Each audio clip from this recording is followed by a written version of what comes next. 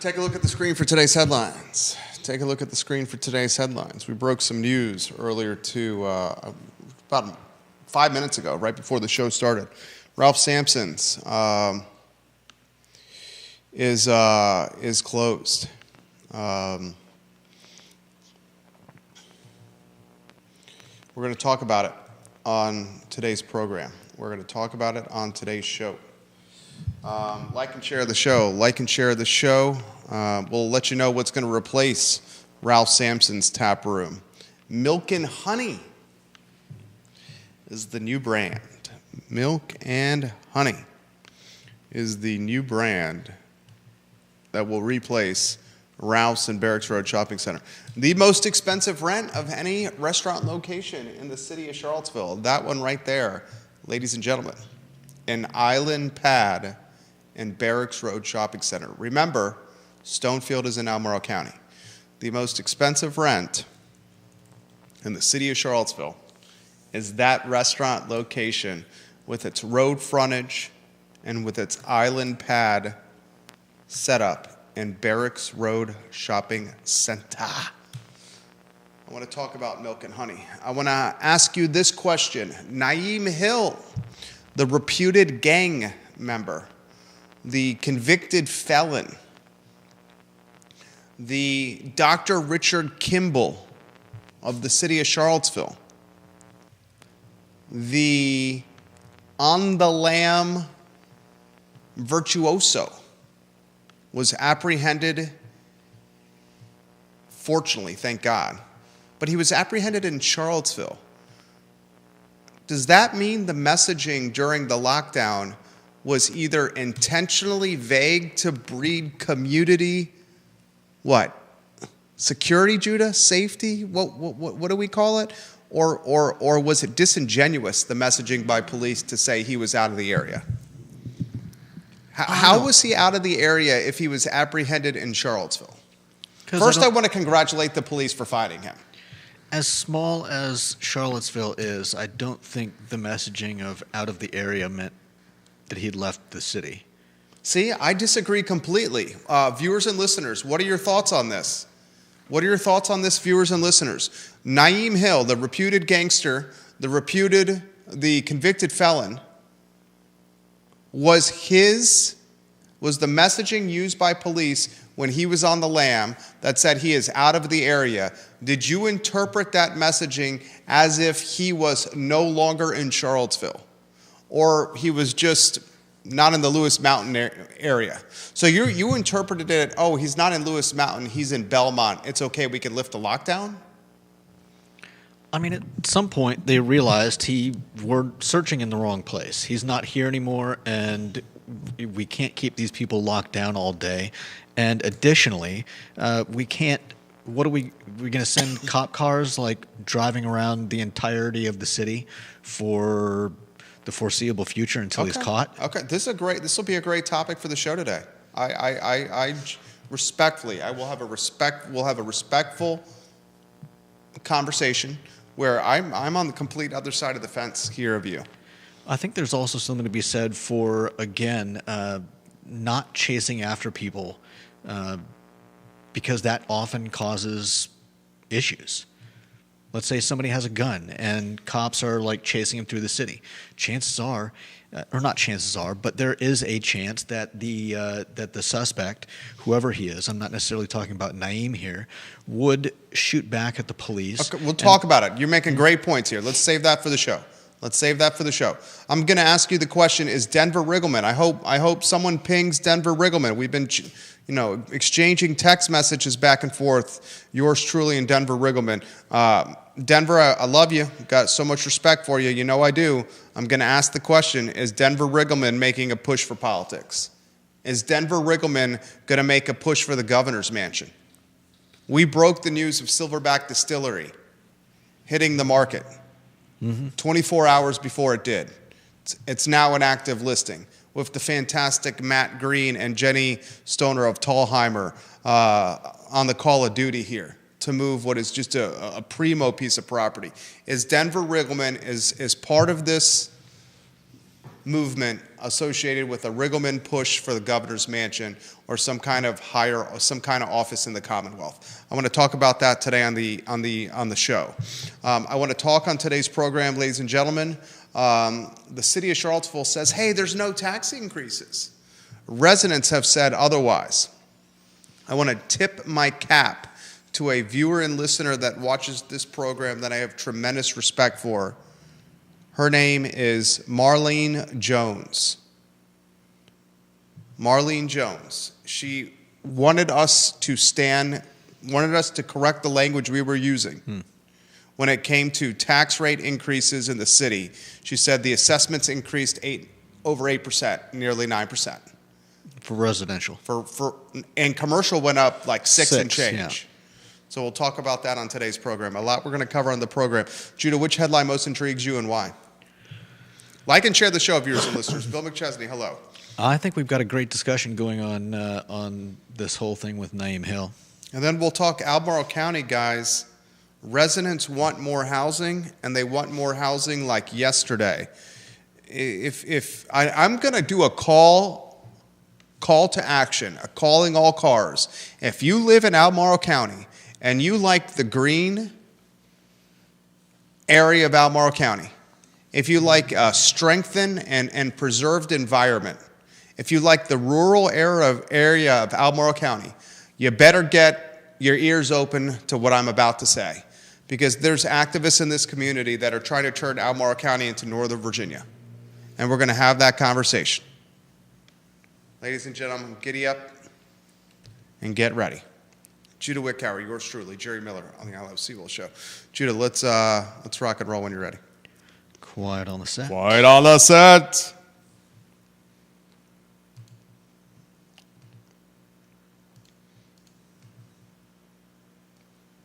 Why do I say quiet on the set when you say quiet on the set?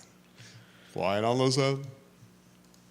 I should just be quiet when the director says quiet on the set. He's the director. He is the director. Doug Dowdy, hello. Love Doug Dowdy. Fantastic former sports writer.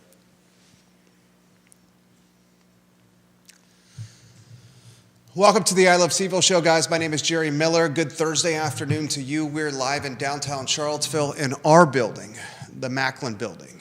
Literally a hop, skip, and a jump from the Charlottesville Police Department, the courthouses of Albemarle County and the city of Charlottesville, the downtown mall less than 2 miles from the John Paul Jones Arena, Scott Stadium, the Dish where Brian O'Connor is pursuing a national championship, and less than 2 miles from where Ralph Sampson's Tap Room is now officially closed. Ladies and gentlemen, a lot we're going to cover on today's show.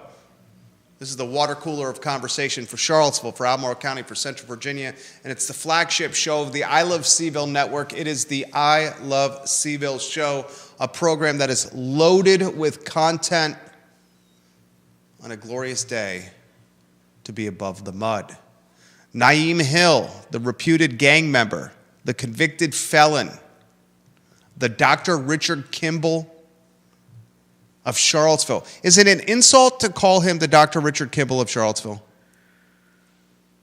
Dr. Richard Kimball was innocent in The Fugitive. Odd. He was innocent in The Fugitive. It was the damn one-armed man that caused all the trouble and all the brouhaha, and it was not the affable, the likable, the crafty, the MacGyver-like Dr. Richard Kimball. Naeem Hill is no Dr. Richard Kimball.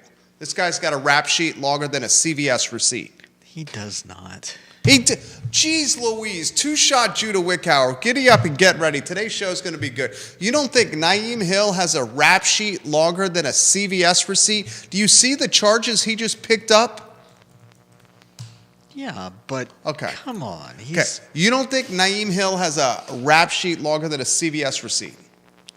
Do you know all of the actual charges that he's been arrested for? I mean, we know that he was involved in something as a minor, where he was in a shootout. A shootout, a felon as a minor for a shootout. Yeah. Okay. I'm not making judgments on what the shootout was. I'm just saying that's one of them. Okay. The other was, I believe, taking As a convicted felon going to a playground and live streaming himself with an AR-15 and a pistol in a playground. Before that, as a minor, he was also, I believe, charged with taking possession of a stolen vehicle. Stolen car. And then there was the guns charge for being on the playground. Keep going. Then he beat the bejeebus out of somebody in jail, basically destroyed someone's skull, fractured someone's orbital bone in a jailhouse brawl. Yeah. Okay, so we're at this point, the guy's 19. While Judah's standing up for this right here, ladies and gentlemen. Convicted felon because of a gun shootout like the OK Corral when he was a minor. Possession of a stolen vehicle while he's a minor. Yeah. Goes to a playground while he's an adult as a convicted felon. Decides to live stream himself, go Facebook Live with a AR-15 and a pistol. That makes a lot of sense. On a playground where kids like to go down the slide and climb the monkey bars and do the seesaw. Yeah. Let's live stream ourselves with an AR-15 and a pistol on the seesaw. Yeah. Okay. Go to the jail after live streaming yourself with an AR-15 and a pistol next to the seesaw. Him and two other guys hold pin a guy down, beat the bejeebus out of him. Okay, but those are he hasn't actually gone to court for those charges yet. Okay. He's got what, 3? Now he's facing these charges: eluding, obstruction, 2 felony counts of hit and run, a misdemeanor count of hit and run, reckless driving, disregarding a stop sign, and an inspection violation. Viewers and listeners, you be the judge. Does Naeem Hill have a rap sheet that is longer than a CVS receipt? He just picked up the following charges: evading and eluding the police, obstruction, 2 felony counts of hit and run, jumped out of a Chevy Impala while it was still in drive, hit a Virginia State Trooper cruiser, misdemeanor count of hit and run, reckless driving, disregarding a stop sign, inspection violation. This rap sheet makes it a CVS receipt look small, like Elaine Bennis. I don't have a square to spare. Like Elaine Bennis and no squares to spare. Potentially. Judah Wickower. If Stand up for the reputed if they make gang all member. those charges stick. I will tell you this. Judge Worrell, we did an interview with Jim Hingley yesterday. We talked Naeem Hill and Judge Worrell yesterday with Mr. Jim Hingley. If you didn't catch the interview we did with Commonwealth's Attorney Jim Hingley on yesterday's program, it's archived wherever you get your podcasting content and on ilovecville.com. It was an awesome interview. Mr. Hingley, I love you, man. We're lucky to have him in Albemarle County. Lucky to have him in Albemarle County. Judge Worrell was lenient with his sentencing with Naeem Hill. The leniency afforded Naeem Hill will not be afforded to him next time before he's a judge. I believe you're correct. Naeem Hill is going to spend a good portion of his life behind bars. And it's unfortunate, but it's the reality. And I'm going to ask some very straightforward questions for you, the viewer and listener. First, I want to give props as you rotate some lower thirds on screen. We're going to give some love to Charlottesville Sanitary Supply here in a matter of moments. We're going to talk Ralph Sampson's tap room closing. We're going to talk a new restaurant opening in its Stead. Thank you, Webster. A steed is a horse. Stead. We're going to talk Albemarle County residents. You better cowboy up, pony up, and mount up, as Emilio Estevez and Charlie Sheen did in Young Guns 1 and Young Guns 2, because activists in Albemarle County are starting to ramrod or trying to ramrod housing down your throat. And we're going to ask the question, is Denver Riggleman going to run for higher office? We broke the news earlier in the week that Silverback Distillery has just hit the market for about $2.5 million, $2.6 million asking price. Was this move a strategic move to maybe raise some capital, drum up some capital, or to maybe take some priorities off plates to make a push for higher office? That's a question I'm going to answer on today's program. This is the first question I want to ask, ladies and gentlemen, and get ready to give Charlottesville Sanitary Supply some love here. When Naeem Hill was on the lam, when he was running from the University Police Department, the Albemarle County Police Department, the Charlottesville Police Department, and Virginia State Troopers, 4 police departments. He was on the lam in the University Heights apartment complex, the Lewis Mountain neighborhood, rumored, scuttlebutted, speculated, hypothesized that he was on ground somewhere at the University of Virginia. Schools were on lockdown. UVA was on lockdown.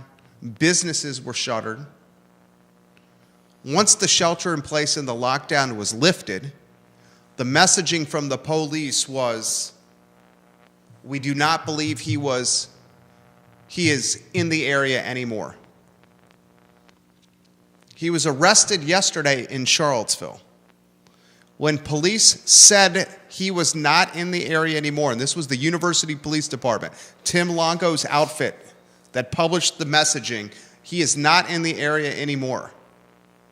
Was that intentionally vague messaging to breed security and confidence from the community? Or was it disingenuous messaging considering Naeem Hill and his CVS long rap sheet were apprehended yesterday in the city of Charlottesville? Okay, when they say he's not in the area anymore, was that he's not at U Heights? He's not on grounds at UVA?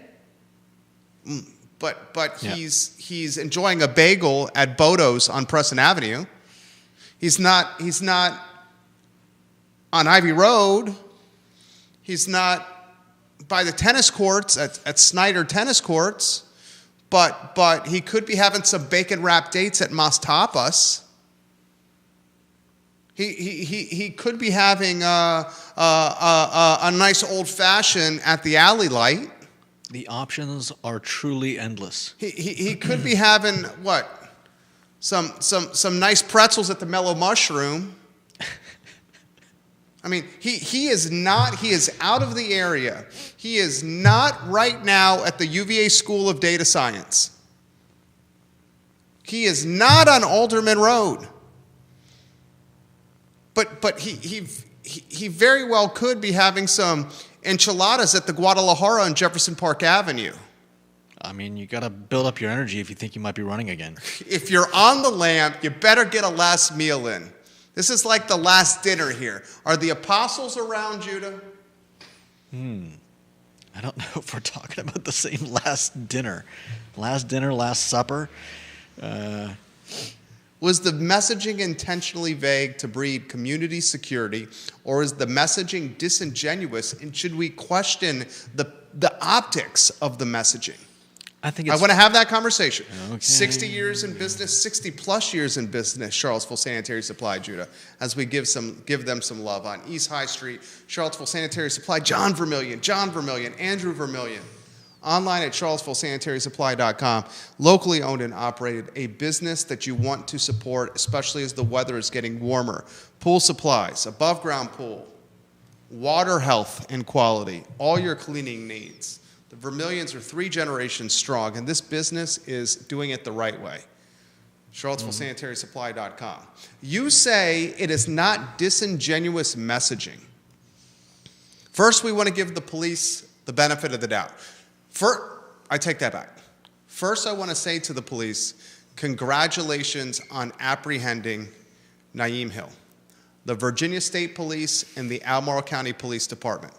Virginia State Police in the lead, the Albemarle County Police Department with some help.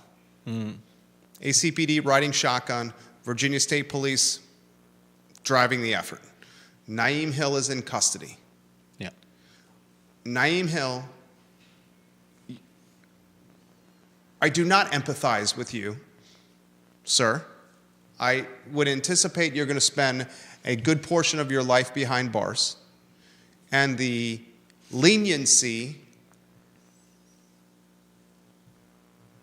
allocated or afforded to you by Judge Worrell is not a leniency that will be allocated to you this time around.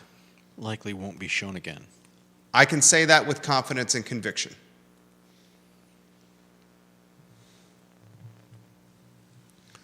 Now we head to the falling action of the story, the denouement.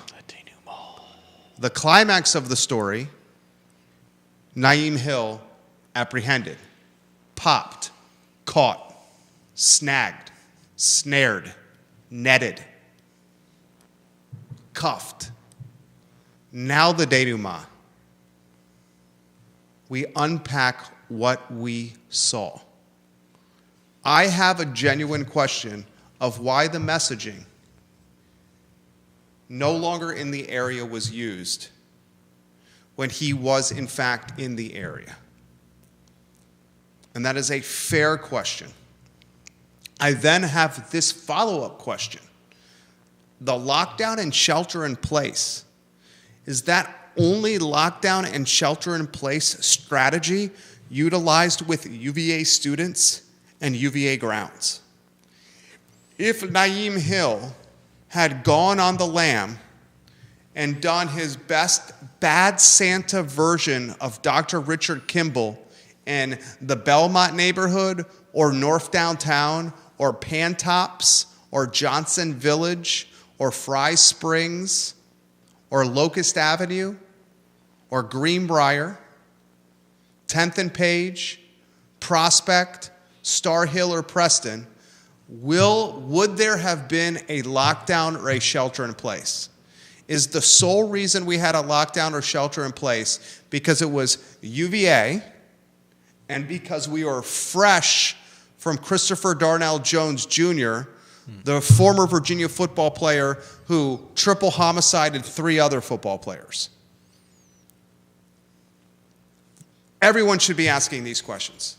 Not to mention the even more recent trouble with Justin Barber. Was another reason. Great point, Judah Wickhauer, the Crozet killer. Did we have this lockdown because just a few days prior, the Crozet gentle giant tried to go on a killing spree, ended up murdering 2, and had an arsenal of weapons in his vehicle outside of a Harris Teeter in a shopping center in Sleepy and Safe, Crozet, Virginia? First, the language. How do you feel, viewers and listeners, when the shelter in place and the lockdown was lifted and the language utilized on the university Twitter account, which was then scaled and syndicated across other jurisdictional social media channels, that the Naeem Hill character is no longer in the area? I'm very curious of your take on this, Judah. I think that's fairly standard messaging for the end of a lockdown, end of a manhunt, end of a search, when they don't know where the suspect is. They say, we believe the suspect has left the area. There's no specific radius, I don't think, for that. What?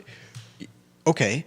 If you think there is, tell me what area means. Is it a 10-mile radius? Is it a 10-mile diameter? When we're told the convicted felon that may or may not have a gun on him, that led police on a high-speed chase, that jumped out of a moving vehicle, a Chevy Impala, while it was still in drive, and was literally Carl Lewising and Michael Johnsoning German Shepherds, helicopters, and drones?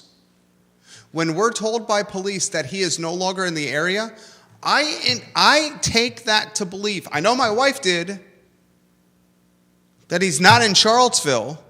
I never thought that. Okay, viewers and listeners, do you disagree? I'm very curious of how the community saw interpreted not in the area. Georgia Gilmer, Bill McChesney, what is your interpretation? Lauren and Ivy, Vanessa Parkhill, the Queen of Burleysville, Doug Dowdy of the Roanoke Times, Paul Johnson, Very curious of what your take. Go ahead, Judah. I never thought that he'd left Charlotte. At least not by the end of the lockdown. I think I had always assumed by the language that we are fairly certain that he's not in any of these places that we've been searching for 4, 5, 6 hours, and we don't know where he is, so we're not going to keep you locked down. I think the whole thing was a bit overblown to begin with. As I've said before, there was more danger to people with the police chasing him than there would have been if they had just let him go and used flock to follow his movements. He also may have prevented him jumping out of the car and causing the whole lockdown in the first place. And that in itself, we don't know. I mean, you can allege that he's a dangerous individual because he's been in a gunfight and because he's owned guns and because he potentially brutalized someone in prison. But I don't think any of that leads to a conclusion that he's going to, grab someone and, I don't know, does anyone really think that he was about to, take a business or a home hostage? Judah, I think you are doing your best to make a compelling case, and you present the facts of your case well. I will push back by saying someone who is on the cusp of losing his or her freedom and on the cusp of spending a significant amount of time in jail and behind bars is desperate to do anything. Okay, but let's take this from the beginning. He didn't necessarily know that. But you don't know that he did not know that. And this is what we're talking about, viewers and listeners. And I asked Jim Hinchley this yesterday. The Commonwealth's attorney. Did Naeem Hill know that he had pending charges over his head with the jailhouse brawl where he beat the hell out of somebody with the help of others and crushed someone's orbital bone? The man whose orbital bone he crushed literally had his skull crushed. One of the bones in his skull. Refused to testify in court against this guy. Yeah. Refused to testify in court. What Jude and I are deciding, or what we're bantering on, is did Naeem Hill know that he faced more time in front of a judge over that jailhouse brawl? I would argue if he did know. Mr. Hinchley said he was not sure of that answer. Mm-hmm. That's what he said in the interview yesterday. And you're right. He may or may not have known, but I would argue that if he did know, or if he did think that the cop was pulling him over because it knew who he was, then it's even more of a what's the word I'm looking for? It's even more problematic to go chasing him across the city. Here you have someone you're changing the point here. The point is whether he knew this or not. If he knew he faced these charges, more time in a courtroom, after the judge had already afforded him leniency in the initial sentencing, he knew he wasn't going to get the leniency again. This is a guy in that when he got the leniency from Judge Worrell, the Daily Progress reports, he was smiling ear to ear like a Cheshire cat, like a kitty cat with a sleeve of Ritz crackers and a tin of Cheese Whiz at his disposal. Like he got away with something. Okay, let me ask you a question.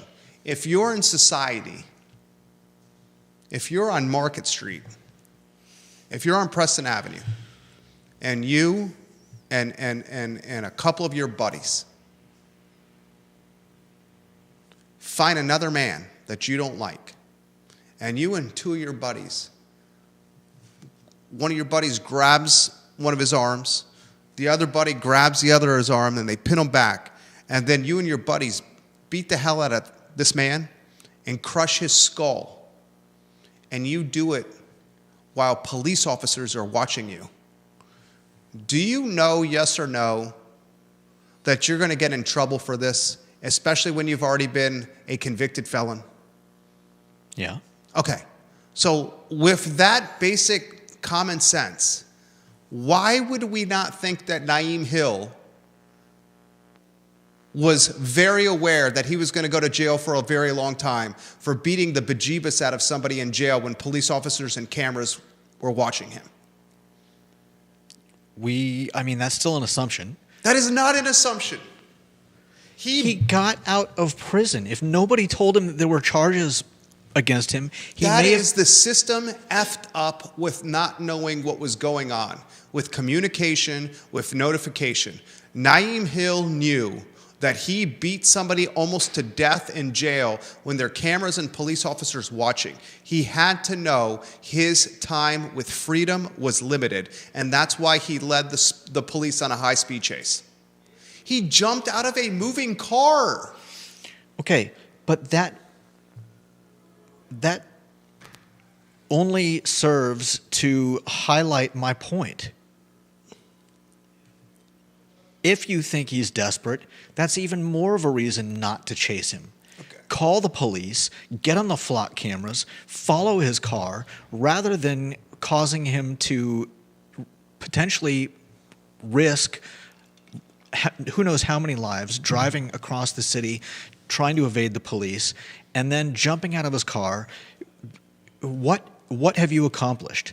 Now, if you get someone immediately on those flock cameras to follow where his license plate is going, you potentially remove him driving. Judah, I completely in agreement. What you're saying is common sense there, but that's not the conversation. The conversation we're having was the messaging vague to breed community security or community peace of mind when they said he was out of the area, or was the messaging disingenuous? I still think it's just Or was the messaging strategic to try to trick Naeem Hill to say that we were off his scent and otherwise trying to find him that way? I will say this. It seems an odd thing to do. I will say this, that my wife and mothers and fathers, I'm not even going to just say mothers, parents everywhere, while this was happening, were asking the question, out of the area? What do you mean he's out of the area? Is he in my backyard? Is he in the neighborhood? Is he in Greene County? Is he in Earlysville? Is he right down the street? What does out of the area mean? Raise your hand in the air and wave them around like you just don't care. But if you thought out of the area was vague. We'll hear from some of the viewers and listeners. Let's go to John Blair, number 1 in the family. His photo on screen, please. Number 2 in the family, John Blair. Very curious to hear what some of the other viewers and listeners have to say here. Jerry, I can see the validity in both you and Judah's interpretation of the area, but I do think Judah needs to take into account what happened in both public and private schools in response to the incident.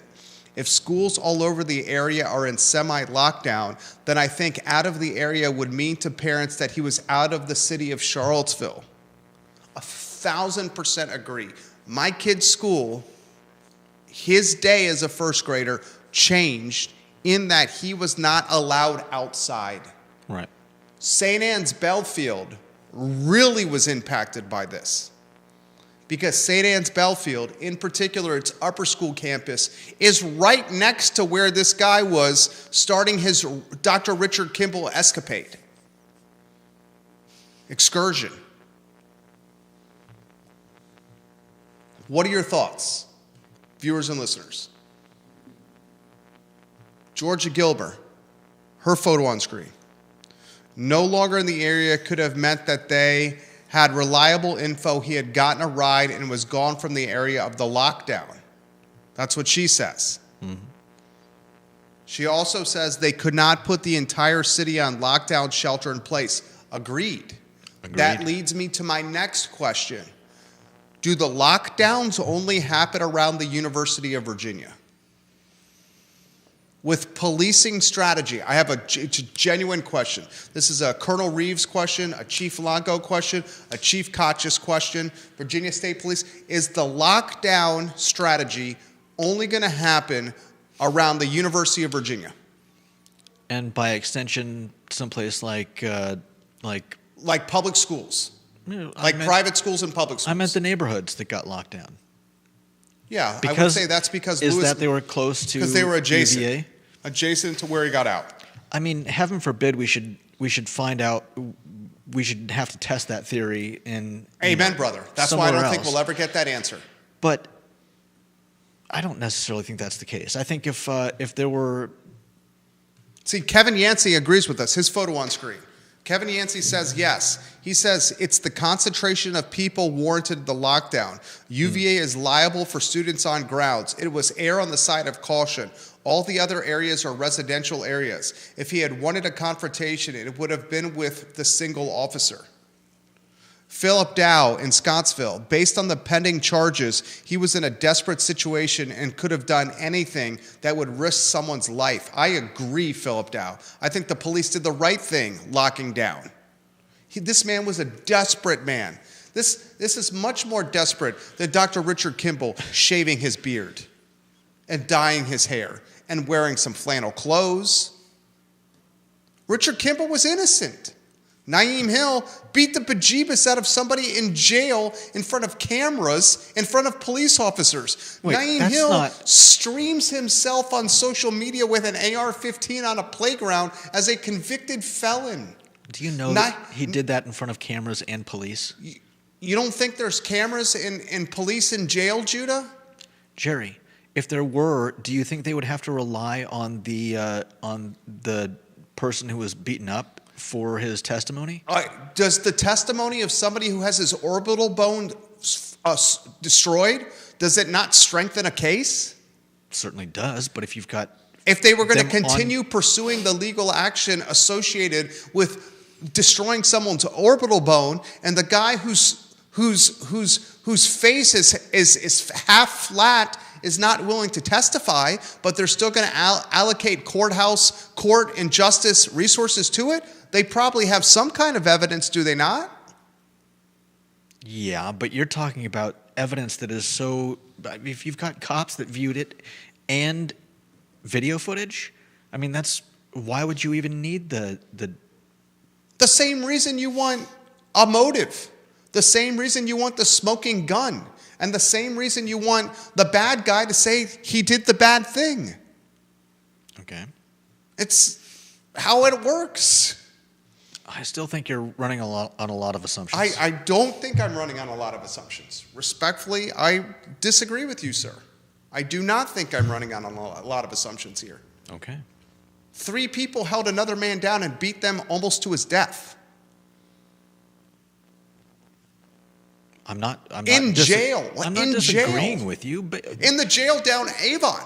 I'm not sure why you're making that statement as though it explains everything.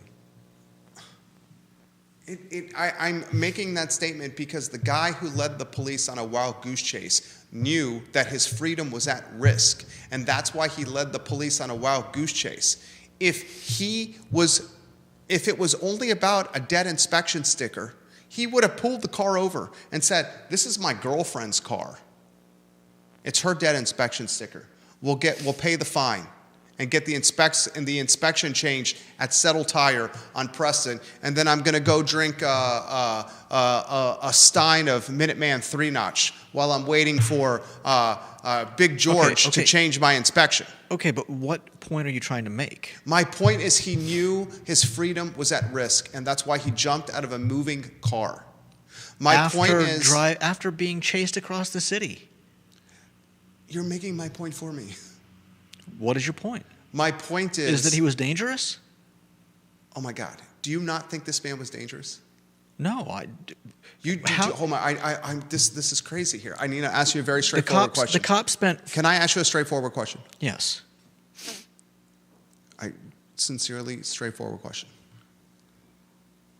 When Naeem Hill was pulled over for an inspection sticker, and they found out it was Naeem Hill that was in the Impala. We don't know that they found that Did out you think- until after he jumped out of the car. In Do fact, you I'm think- pretty sure they didn't know who Do it you was. think the police thought he was dangerous? Do you think he was dangerous?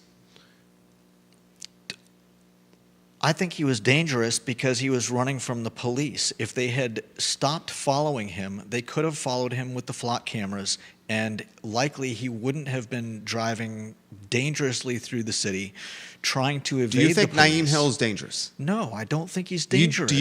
Okay, I need you to say that again. You do not think Naeem Hill is dangerous?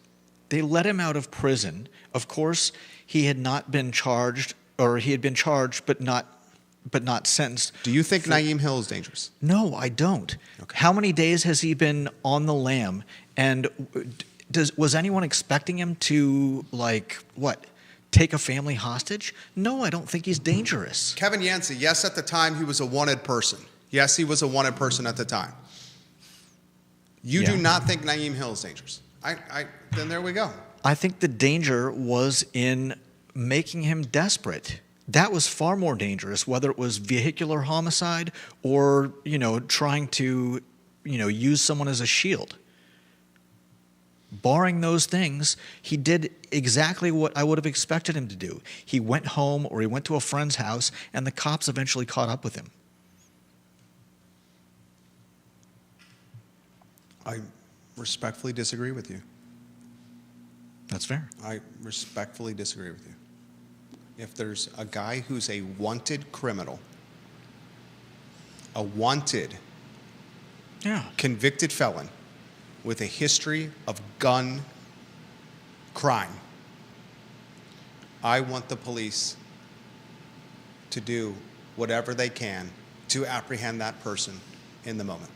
Even if it means the lives of innocent people? The state trooper that chased him did not anticipate he was going to jump out of a moving Chevy Impala while it was still going. And then the state trooper that chased him, once he jumped out of that Chevy Impala while it was still going and called for backup, and 4 police departments responded, including German Shepherds, including drones, and a helicopter. Probably if this happened 10 times, 9.5 times, 9.9 times out of 10, this guy gets caught. This is the Okay. anomaly, not the norm. Okay, but you're making... All right, we got to move on to other topics here. Okay. I'm not Fine. trying to cut you short here. We've spent 45 minutes on this, and we have other stuff to cover here. It's And an interesting topic. It's a very interesting topic. It's a very interesting topic. I'm curious of what your thoughts are, viewers and listeners. John adds this, Jerry, that's a good point. Again, my child's school off of Preston didn't have an official lockdown, but the kids were told they could not go outside during recess that day, and we received an email from the school about the situation. So it wasn't just schools in the immediate vicinity of where the accident with the state police occurred. Lab school is quite a hike from the area. Our son's school is quite a hike from that area as well, and it was the same response for him as well. Bill McChesney, the 2 other jailhouse inmates that held down the man before crushing his skull, we don't have the information on what has happened to them with the justice system. I'm still floored that you don't think that Naeem Hill is dangerous. A man who is tied to a shootout in the city. When he was a minor.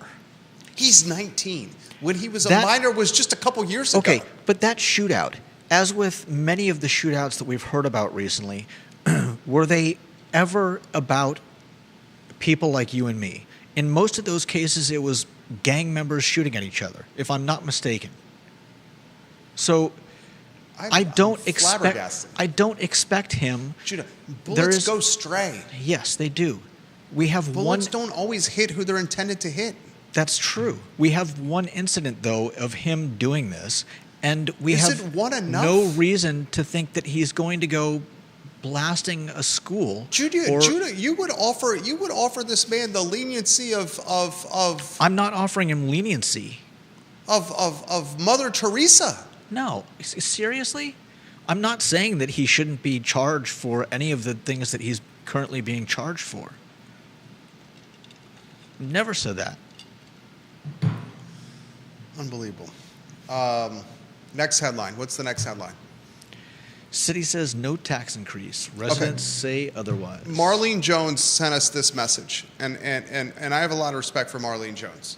She said, please stop referring to the 2025 city budget as not raising taxes. It is a tax increase. They did not raise the tax rate, but the assessments increased 8.81% on our homes. Yeah. Commercial assessments jumped 6% and change. Yeah. She makes a really good point. Sam Sanders, in his release and his proposed budget, and it was picked up by old media, legacy media, who's watching this show, every single one. Sam Sanders touted the fact that there are no tax increases. And he did that coincidentally with timing. It's not coincidence, it's budget season, so now the jurisdictions are thinking about their budgets. But he did it at the same time where the county executive, Jeff Richardson, was touting the fact that there was going to be a 4-cent real estate tax rate increase. So for once, the city of Charlottesville looked like it was a little bit more fiscally conservative with its spending compared to its next-door neighbor, Albemarle County, that wants to raise the tax rate, or the proposal is a 4-cent tax rate increase. Marlene says, hey, if the assessments go up, we're still paying more taxes, okay? And make sure that's clear to the viewers and listeners, because you got a lot of people that watch and listen to you. And she's right. Yeah. And she is right. So I want to make sure that the trail is peppered. Even though city manager is saying taxes are not increasing, that's not exactly right. And as we learned with the police messaging with Naeem Hill being on the lam, where he's out of the area, and frankly, he was just half a mile away. A mile. Come on. It's a 10.2 square mile city. If we're going to argue semantics, you could easily say that he was out of the city until he came back at some point and was caught here. Okay, There's so no evidence that he didn't Okay, or so did. You're saying this is what Naeem did. No, I'm not saying anything. I'm saying you're making assumptions. We're dealing with a man who is a convicted felon. As a convicted felon, thought it was a smart idea to bring an AR-15 and a pistol to a children's playground and stream to the world, create evidence that he has a gun when he can't have a gun as a convicted felon. This is not a smart human being. Okay. It's not a smart human being. I'm not going to argue for or against his intelligence. Maybe it fits the acumen for him to, let's leave UVA grounds in Lewis Mountain in the University Heights neighborhood. I'm going to get out of the area. I'm going to go to Sioux Falls. But then I'm going to make my way back to Charlottesville, where I'm a known and wanted man. It's a long walk. Come on. Sam Sanders, messaging matters. And when you say no tax increases, residents have said that's not exactly fair because the assessments have gone up. And we're going to back what the viewers and listeners of our show are passing on to us and paper the trail. The next headline, what do you got? Judah Wickhauer, jack of all trades. I'm genuinely enjoying the back and forth here, Judah. Next up, we've got a question about Denver Riggleman. Look, I'm texting back and forth with Denver Riggleman. Is you got the lower third on screen? I think we're very near having Denver Riggleman on the show. Nice. The only thing I could find was from January 1st. And January 1st? Former Virginia Congressman Denver Riggleman is considering a 2025 run to be Virginia's next governor or lieutenant governor. He said that he would be running as an independent this time, and that's pretty much all we've got. We break the news 48 hours ago right here on the I Love CVille show that Silverback Distillery is for sale. Tallheimer's Jenny Stoner and Matt Green have the listing. Matt Green and Jenny Stoner are pros. I hope they hear what I just said. They do a damn good job. I'd say if any commercial broker or residential broker in the Central Virginia market, Matt Green is bench pressing more than all of them.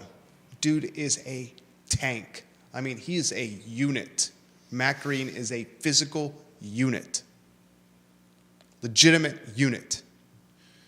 I'm going to ask a straightforward question, and I would ask Denver Riggleman this question. And I think Denver's going to hear this because this show is watched and seen by a lot of people. Are they selling Silverback Distillery for somewhere between $2 and $3 million because they're raising capital for Riggleman to make a push for the governor's mansion? It could also be a case of him not wanting this to be seen as a conflict of interest. Why would this be a conflict of interest, being a small business owner? If he owns a business in Virginia and becomes the governor of Virginia? As opposed to many other governors who have owned businesses in Virginia and have been governors? I'm just... There's nothing wrong with being a business owner and being a governor. Okay, I'm just speculating. Nothing wrong with being a business owner and being a governor. Okay. The current governor is the former CEO of the Carlyle Group. He's got a net worth of hundreds of millions of dollars.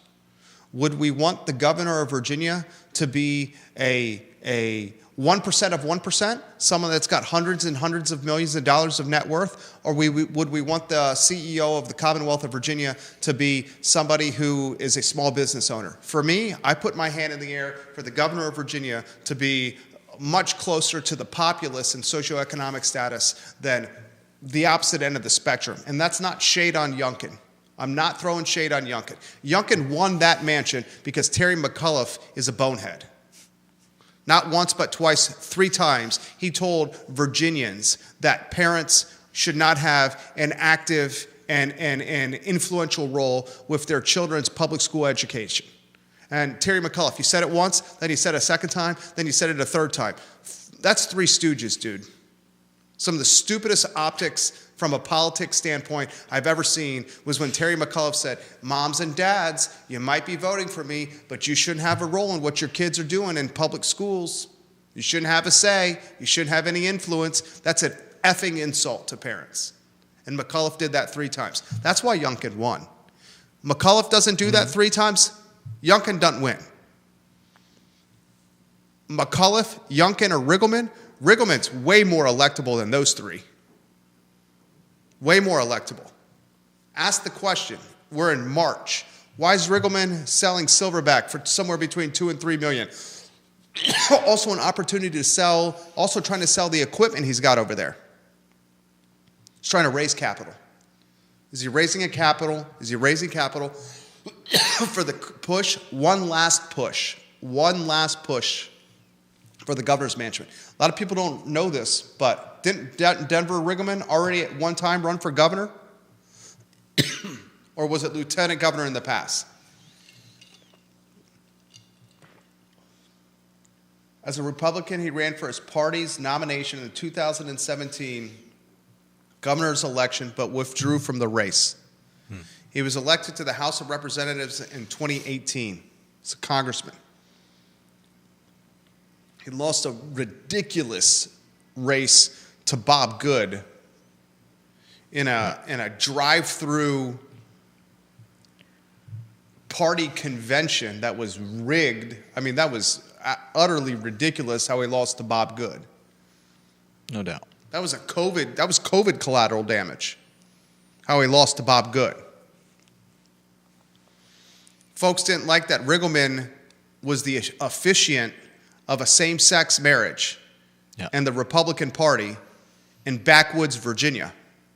And Backwoods, Virginia said, oh, this guy was an officiant of a gay wedding. We got to figure out a way to oust him from the 5th District.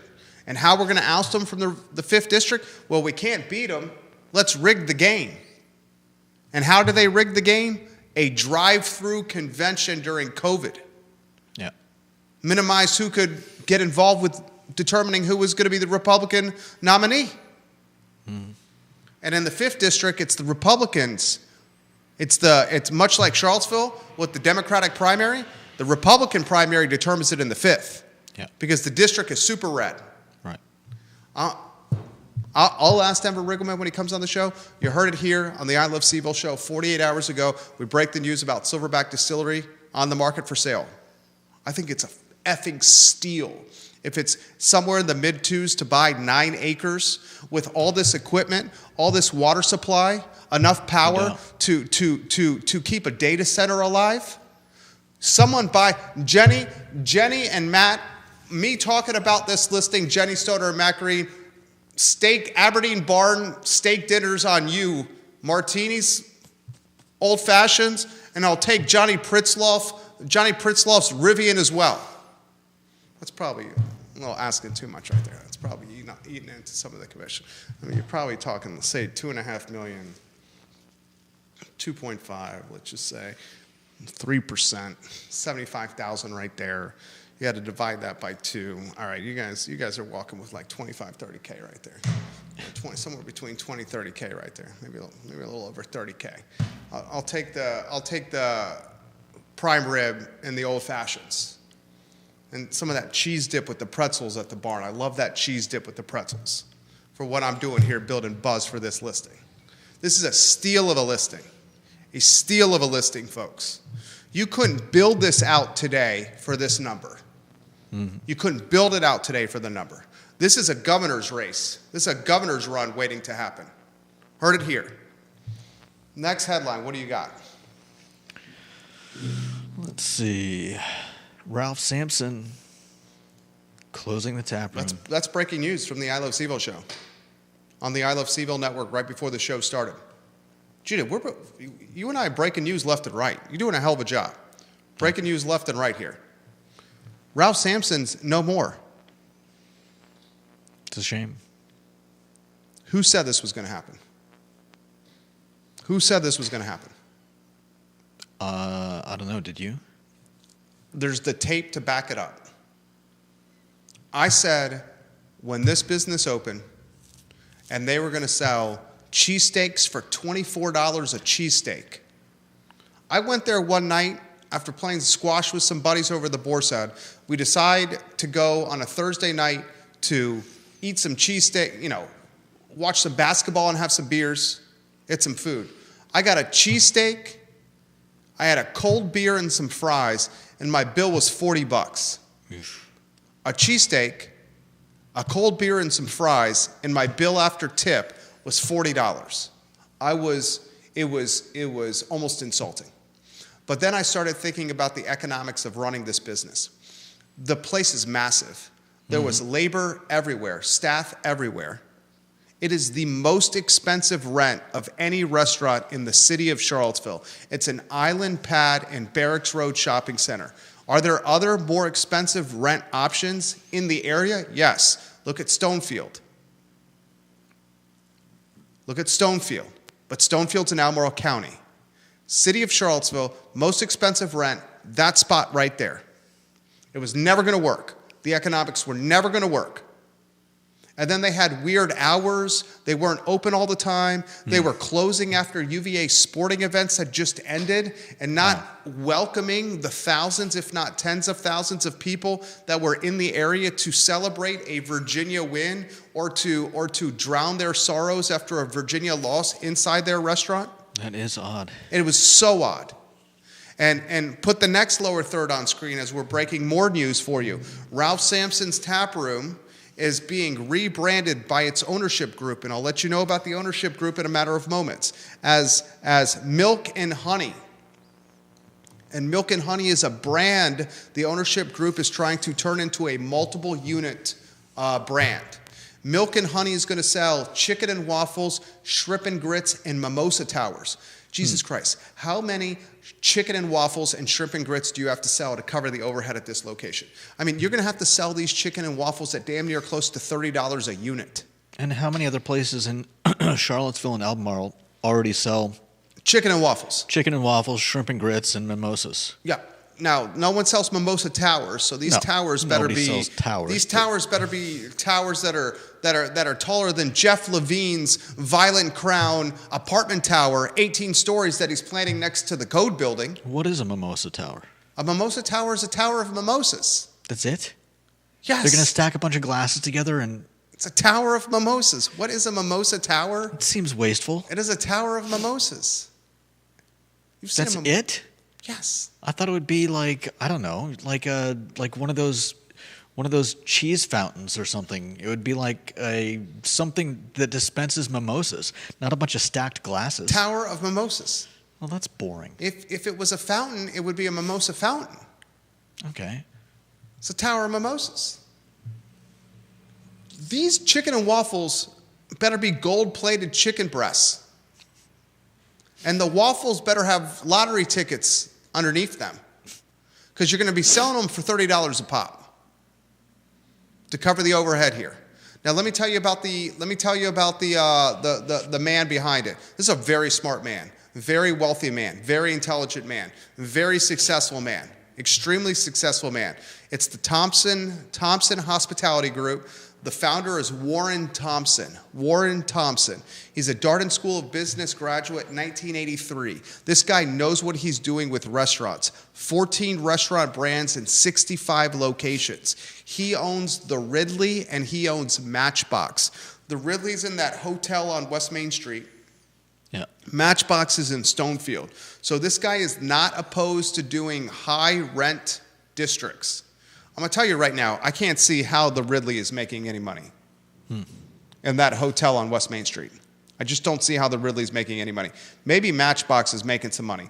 Both those rents have got to be out of the wazoo, only to be surpassed by the rent at Ralph Sampson's Tap House. Yeah. 14 restaurant brands in 65 locations, in 1983 Darden School of Business graduate Warren Thompson. I will say this, I've been in this community for 25 years. We make a lot of our living in real estate and helping businesses grow market share, either through brokerage, through funding, through just improving their strategic position in some capacity. That's how we make our living. It's not this. We just happen to enjoy doing this, and frankly, doing this brings us a lot of deals, creates a lot of deal flow doing this. Charlottesville is very different than other markets. And it's very different than other markets because we have A, way too many restaurants. B, not enough labor to work at these restaurants. C, the labor we do have is expensive because there's not much of it. D, the weeknight and the weekday traffic that is supposed to support these restaurants is just not prolific, folks. You'll have business on Thursday, you'll have business on Friday, you'll have business on Saturday, and some of Sunday fun day. But the Monday, Tuesday, Wednesday business is meager at best, crumbs. And that's why you're seeing so many fail. And then you're going to throw in these other headwinds. The consumer of today, and certainly the consumer of tomorrow, got trained during COVID and the pandemic to order through third-party delivery and eat their pork chops and their ribeyes and their pastas and their tacos and their burgers and their hot dogs and their tighty-whities and their bathrobes and their Victoria's Secret while sitting on their couch and streaming Netflix. And it's a sad state of affairs, but that's a fact. The world is a-changing. I don't see how you create a model that supports this kind of rent. And Federal Realty is the landlord behind this Island Pad and Barracks Road Shopping Center, a publicly traded company. Federal Realty is not going to offer a lot of leeway when it comes to rent on this unit, because then they would have to start negotiating with all the other tenants that are in that shopping center. All right, 135 here. Next headline, what do you got? Next up, activists and housing in Albemarle County. Is this the last headline? Yes, it is. If you're not reading the tea leaves, if you're not following the I Love CVille show, first I would encourage you every single day to wake up and to plan your entire day from 12:30 to 1:30 around the I Love CVille show. If you're not waking up in the morning and saying at 12:30 p.m., I need to be listening to what Judah Wickhauer and Jerry Miller have to say on the I Love CVille show and the guests they are interviewing, then you're not understanding what is really happening in the Charlottesville, Albemarle County, and Central Virginia community. Period. Period. It is an unabashed, unfiltered look into economics, business, government, real estate, activism, and everyday life in Central Virginia. Period. 12:30 to 1:30. Albemarle County is being infiltrated by housing activists to the point they now have a candidate running in the Jack Jewett district where Diantha McKeel is not going to seek a fourth term.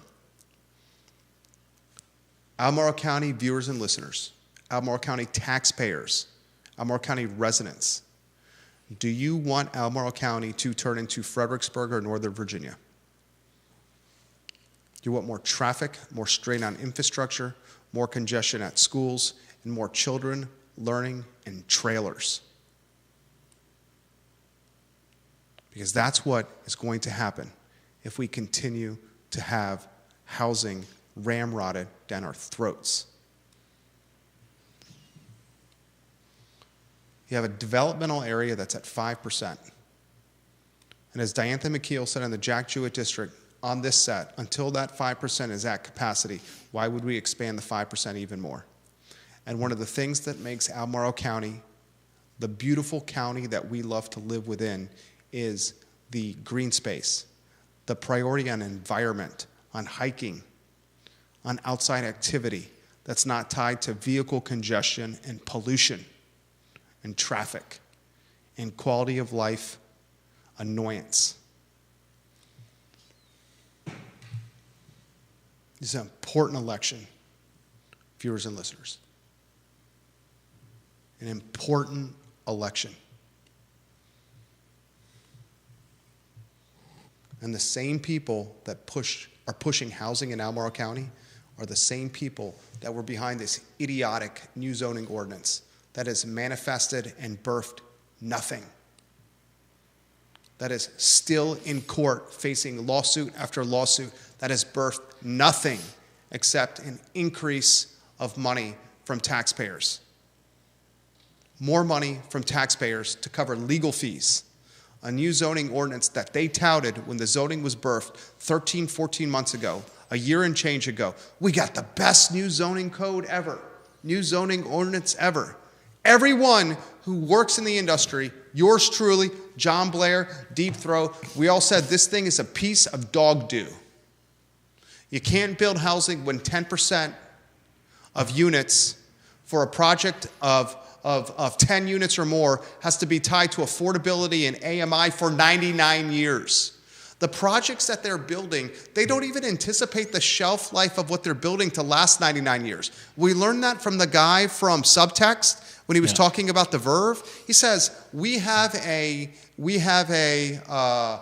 ground lease, Subtext, the national developer. He's building 1,300 plus beds by Scott Stadium, right? And he said this, Judah. We have a ground lease with the Canton companies that's in the neighborhood of 90 to 100 years. This hundreds of millions of dollars of infrastructure that we're building here, we don't even expect it to last that long. Did you hear what he said? Yeah. And the new zoning ordinance expects developers to build projects where what they're building has to be tied to area median income with rent for 99 years. It is the definition of the stupidest thing that I have seen in years in Charlottesville, Virginia. And it's the people that led that charge that are trying to do a similar thing in Albemarle County. And you need to hold them accountable, and you got to push back.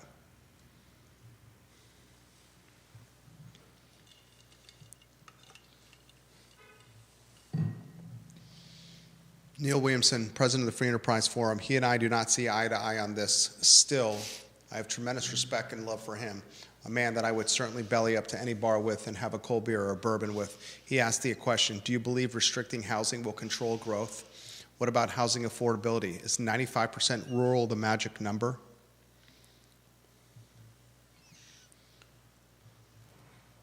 I think how you create housing affordability is by choosing solutions that don't include 4-cent real estate tax rate increases when assessments spiked on average nearly double digits in Albemarle County. I think how you create housing affordability is by optimizing the permitting process so builders can actually get projects done and bring them to market. I think how you create housing affordability is stop allowing perfection to be the enemy of productivity and profitability. Nakia Walker, I'm talking to you. I think how you create housing affordability is you improve communication and joint venture relationships with the University of Virginia and encourage more students to live on grounds, like second years in the next couple years. Or by encouraging the University of Virginia to be a good steward of the community and start creating a pilot program, payment in lieu of taxes, like we see with Cambridge and Harvard. Yeah.